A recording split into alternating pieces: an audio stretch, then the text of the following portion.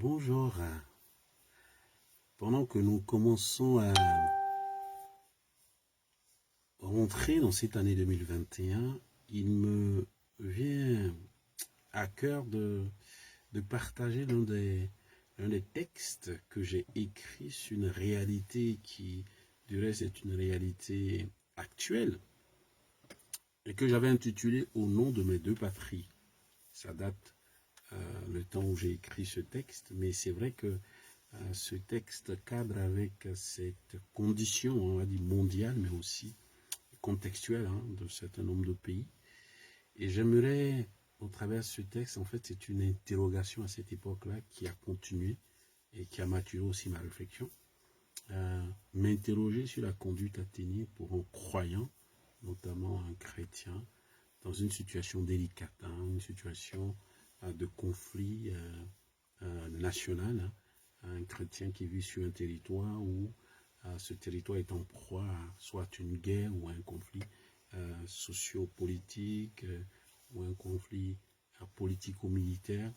Et c'est vrai qu'à cette époque, la question était vraiment d'acuité, et jusqu'aujourd'hui du reste. Alors, je suis né en Côte d'Ivoire, dans une certaine année en 72, de père et de mère eux-mêmes natifs de ce pays, de l'Afrique de l'Ouest, de la Côte d'Ivoire. À cette époque-là, ma famille était, on va dire, de religion catholique, tout simplement, pas forcément des pratiquants, en tout cas peut-être ma mère. Et puis à ce moment-là, la Côte d'Ivoire, ce pays avait un système politique qui, durant cette période d'insouciance politique pour moi, m'a permis de faire des études, d'avoir des parents qui avaient un certain niveau, un niveau, on va dire, professionnel, un niveau social, qui était, on va dire, de la classe moyenne, jusque dans les années 92, en 1992, où j'ai franchi le pas de l'université. Alors, à partir de ce moment, les questions de lutte sociale ont commencé à m'intéresser. Avant cette date, ces questions-là ne m'intéressaient pas personnellement. J'étais comme la plupart de mes promotionnaires. On était un peu dans l'insouciance. Les questions sociétales ne nous concernaient pas pratiquement. On était plus, on va dire, dans l'amusement et dans la vie des jeunes un peu déconnectés de cette réalité sociopolitique. Alors pendant ces 20 années, je ne connaissais pas d'autres pays africains que le mien. Je connaissais les autres pays que de par des photographies ou des enseignements que nous recevions au niveau académique et scolaire. Il s'est trouvé que le Seigneur Jésus-Christ, il se révèle à moi alors que j'entame cette première année à l'université. C'est là que je suis en contact avec l'Évangile au travers de mon cousin, Camara Mamadou, et on est dans les années 92. Depuis cette date, j'ai fait cette connaissance du Seigneur Jésus, ce que les chrétiens évangéliques appellent la conversion. Alors je suis rentré dans une autre vision du monde, la vision du monde biblique, c'était appelé le royaume de Dieu.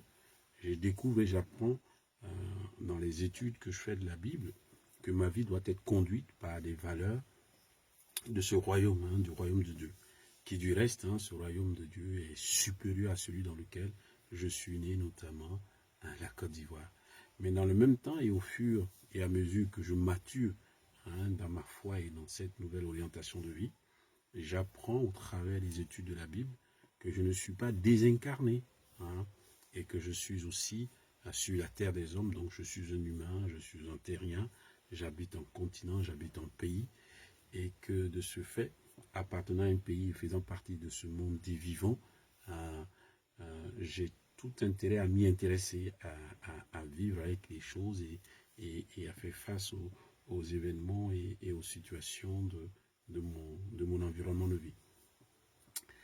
Et cela même si je ne suis plus soumis aveuglement et premièrement aux valeurs de ce monde, comme le dit l'Écriture.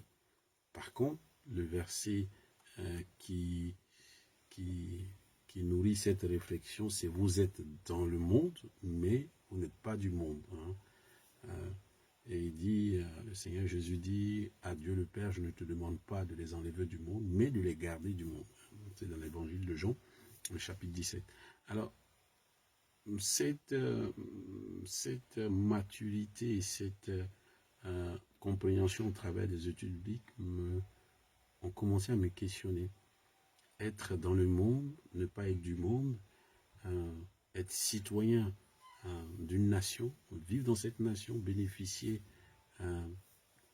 des avantages que donne l'appartenance à une nation, et puis d'un autre côté, découvrir la foi dans le Seigneur Jésus-Christ et découvrir le beau projet de Dieu tracé par la Bible.